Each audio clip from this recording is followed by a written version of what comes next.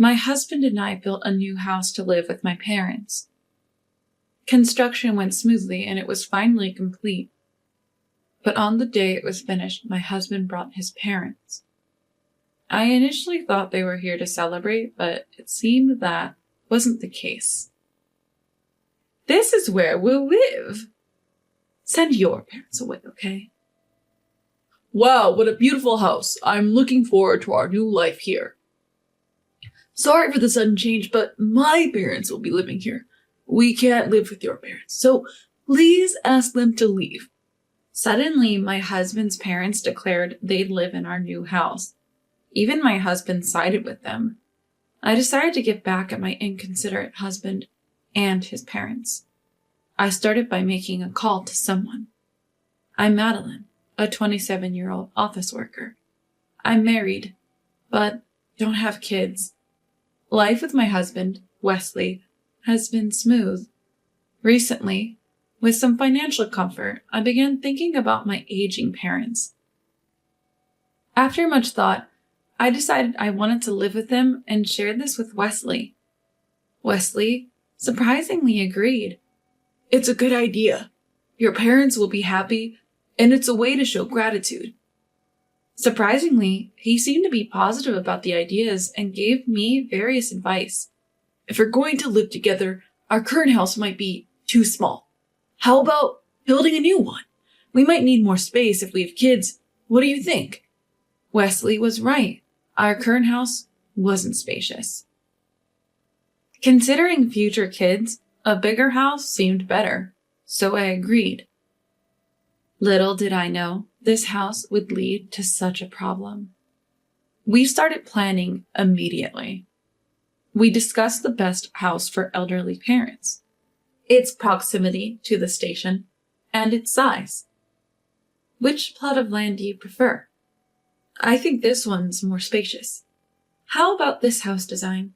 It's barrier-free for our parents, and the many windows will make it bright." I discussed various things like this. Wesley suggested, "This plot is bigger, but it's too far from the station. We should consider convenience. Having many windows is great for brightness and openness, but it might be risky during earthquakes. Maybe fewer windows would be better." He gives very accurate opinions. With Wesley's input, and after consulting online and with real estate agents, we prepared to build.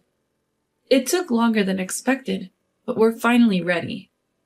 "Yes, it was a long process, researching and consulting, but now we just have to wait for it to be finished." We occasionally visited the construction site, but mostly we waited patiently. Finally, the house was done. I excitedly emailed my parents. "The new house is ready. Let's decide on a moving date." Then Wesley arrived. But he wasn't alone. He brought his parents. I thought he had come for a housewarming party, and I greeted him and his parents-in-law, wondering, why did Wesley bring his parents when we weren't even in this house? But what they said was unexpected. "This is the new house you built? It's quite nice. From now on, we'll live here. Your parents can't. If they come, send them away. This is our new home." "Is this the new place? It's beautiful. Thanks for preparing this for us. We're proud of our son. We're counting on you. Show us the rooms. Who has the keys?" He said things like that and proceeded to talk on his own. I was confused. This house was for my parents and us. Wesley had agreed. I thought he'd convince his parents, but he said, "Sorry, but as Mom said, my parents will live here, so we can't live with your parents. If they stay, it won't work. To be honest, they're in the way." I couldn't believe even Wesley, whom I trusted, would say something like that to me. I was so shocked. I couldn't find the words to respond. Then, without asking, they just moved into the new house, started unpacking, and began setting up as if they lived there. Such a reckless attitude. And Wesley didn't even try to stop them. Seeing this, I decided to get a divorce. Later, I confronted him. This house was built for my parents, not for your parents, Wesley. Why are you suddenly saying this? This isn't what we agreed on. But all Wesley did was snort in amusement. Despite my repeated requests for them to leave, they seemed annoyed and even tried to kick me out. I didn't want to live with his parents either, so I left. I kept asking them to either buy the house or leave, but they ignored me. To make matters worse, even after our divorce, they expected me to pay the mortgage. I was furious at both his ridiculous parents and Wesley for going along with them. I immediately called a law firm and hired a lawyer who specializes in divorce disputes. A few days later, I brought the lawyer with me to draft a divorce agreement. Wesley agreed to the divorce itself, but he absolutely refused to leave the house. Even when I suggested he pay the mortgage and stay, he wouldn't agree. Their absurd demand was that they continue living in the house, but I, the one divorcing, would pay the mortgage. Even the lawyer couldn't help but smirk at their audacity. However, when the lawyer told them, "If you continue to live here without permission, the owner, which is her, can sue you," they seemed to reconsider. The divorce agreement included a clause about handing over the house. Following the lawyer's advice, I set a deadline. Hand over the house to me by this date. If you don't, either buy the house or leave, no matter the reason. Though they were submissive in front of the lawyer, as we parted, Wesley and his family gave me a spiteful smirk. I wondered why they were smirking, even after signing the divorce agreement, but it soon became clear. They had no intention of leaving. They seemed to think that as long as they lived there, no one could force them out. Despite my repeated warnings, they just claimed they were preparing to leave. In the end, I couldn't reclaim the house by the promised date. On the day, I gave them one last warning. Wesley, his mother, and father just laughed at me. "A divorce agreement is just a piece of paper. We've lived here until today and faced no issues."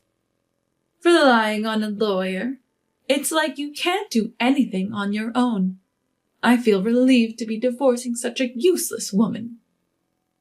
"You don't understand your place as a daughter-in-law. You should serve Wesley. This house is for Wesley, and by extension, his family.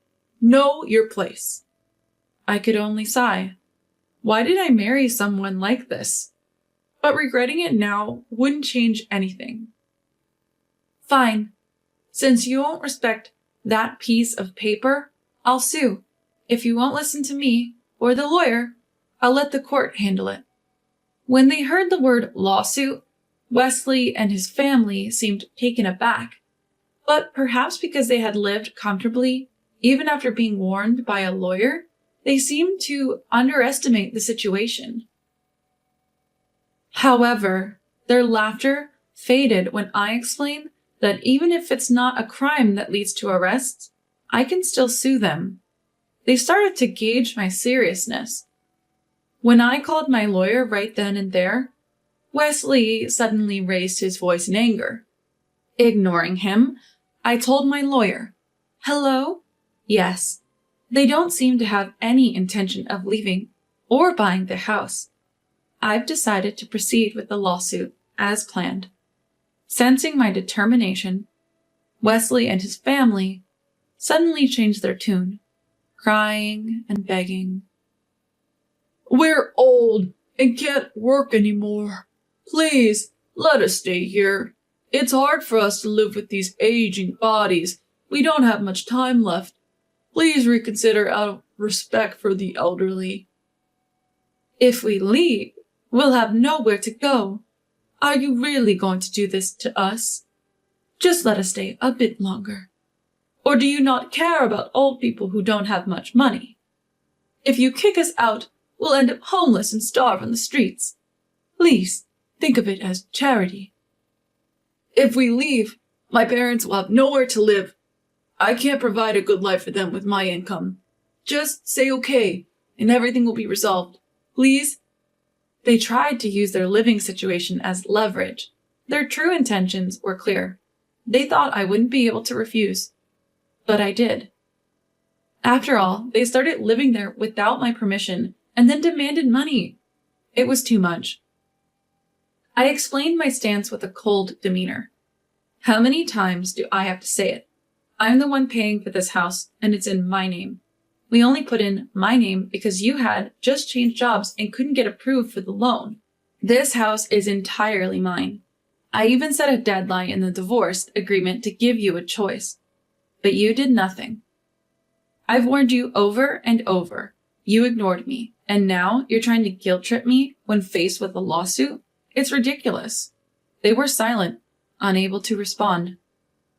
When I arranged for a moving company to send all their belongings to their original home, they glared at me with hatred.